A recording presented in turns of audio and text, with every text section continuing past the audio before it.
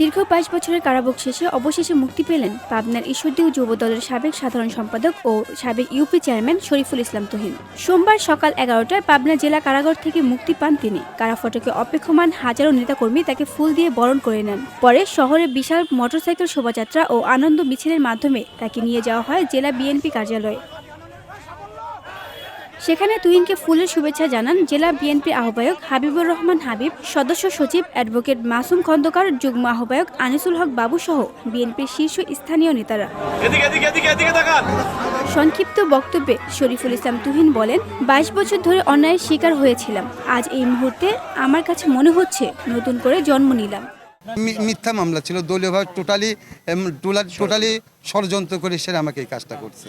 রাজনৈতিকভাবেই আমি সারা জীবন নির্যাতিত, ক্ষমতাশীলের পক্ষে আমি বিপক্ষে। অবশ্যই ছিল, আমি ২বার চেয়ারম্যান ছিলাম। আমি ২বার যে চেয়ারম্যান হয়েছি, বাংলাদেশের কোনো চেয়ারম্যান বিনা পয়সার চেয়ারম্যান হয়েছে কিনা তা জানি না। আমি জেলের ভিতর থাকছি, আমি আমার বিনা পয়সার চেয়ারম্যান হয়েছি। আমি ঘটনার সময়ও আমি অনেকে উপস্থিত থাকি না, আমি জেলখানায় থাকছি। তাহলে সব কিছু ইউনিয়ন পরিষদেই থাকছে। আবার দ্বিতীয়বারও চেয়ারম্যান হয়েছি আমি দাসের ইউনিয়নের জনগণের অত্যাধিক ভালোবাসায়, যেটা 10টা ইউনিয়নে ওয়ার্ডে কেউ ফার্স্ট হতে পারে না, আমি ফার্স্ট হয়েছি এবং কোনো বিনা পয়সার ফার্স্ট হয়েছি।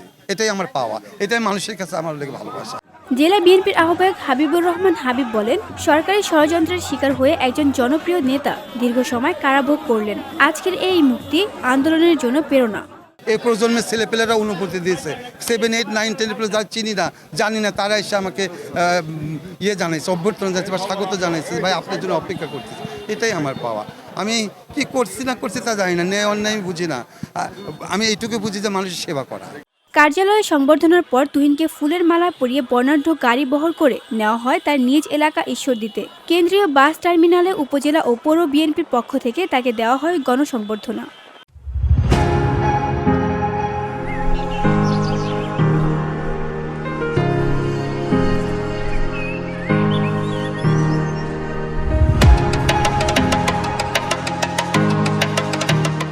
২০০৩ সালে একটি হত্যা মামলায় শরীফুল ইসলাম তুহিন সহ বেশ কয়েকজন যুবদল নেতাকে ফাঁসানো হয়। ওই মামলায় তিনি যাবজ্জীবন সাজা পান। দীর্ঘদিনের অপেক্ষার পর চলতি বছরের 10 এপ্রিল স্বরাষ্ট্র মন্ত্রণালয়ের এক প্রজ্ঞাপনে সাজা মওকুফের তালিকায় তার নাম আসে। এই তালিকাভুক্ত 29 জনের একজন হিসেবে তুহিন আজ পেলেন মুক্তির স্বাদ। VOD Bangla news desk.